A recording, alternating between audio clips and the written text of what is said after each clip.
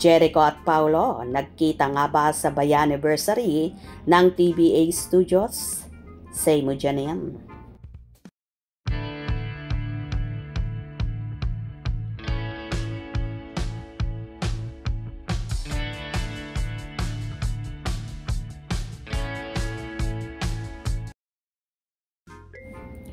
Kamakailan nga ay nag-celebrate ng ika-10 anibersaryo ang Bayaniverse kung saan gumawa ng mga pelikulang General Luna, Goyo at Quezon.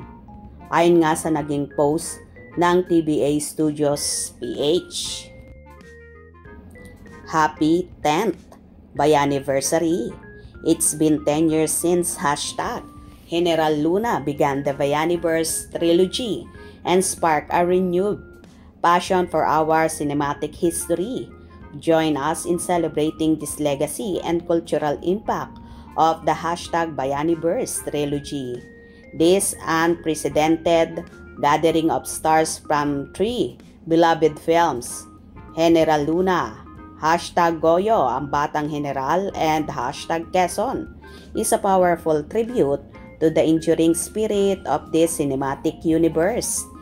The iconic stars of the 3 films have gathered for the first time ever to celebrate the shared experience of cinema and the electricity of live audience.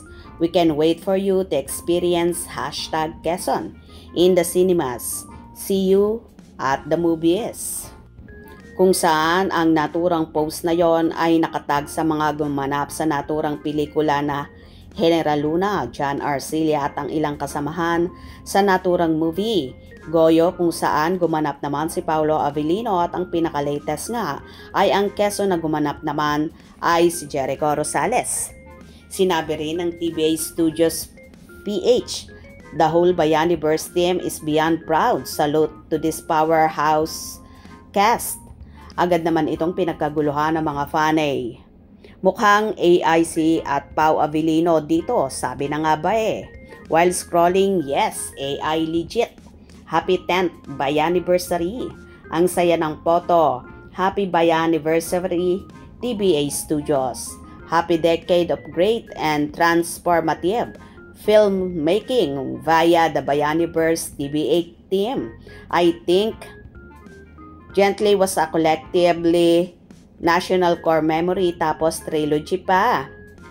What an epic ride and hoping for more projects of the greatness of our heroes and Filipino spirit. Ang ganda, happy 10th Bayaniversary. So aling emotion nga ito sa mga utos ni Direk. So many if my fave actors in one pick. My echo reel. I just want to let you know all that your film series had impact outside the Philippines too. I am so excited to see the series conclusion when it comes out. Is this my Avengers Happy Bayaniverse po? Can't wait for Quezon. So proud to be part of this.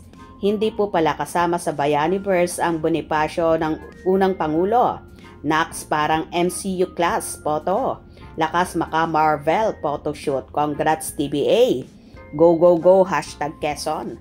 Sana makasama pa sa mga promotion events and online po as influencer host. Love it. It's giving Marvel cast. Teka lang.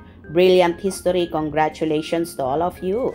Sa mga lumabas na larawan, umattend at kasama mga ba si Paolo Avellino sa naturang 10th year anniversary ng Bayaniverse. Nagkita nga ba sina Paolo at Jericho na naging bida sa Goyo at Quezon na kasama nga sa Bayaniverse? Ano kaya naman ang naging reaksyon ng nobya ni Echo na si Janine Gutierrez na napabalitang kamakailan nga ay naging kasintahan ni Paolo?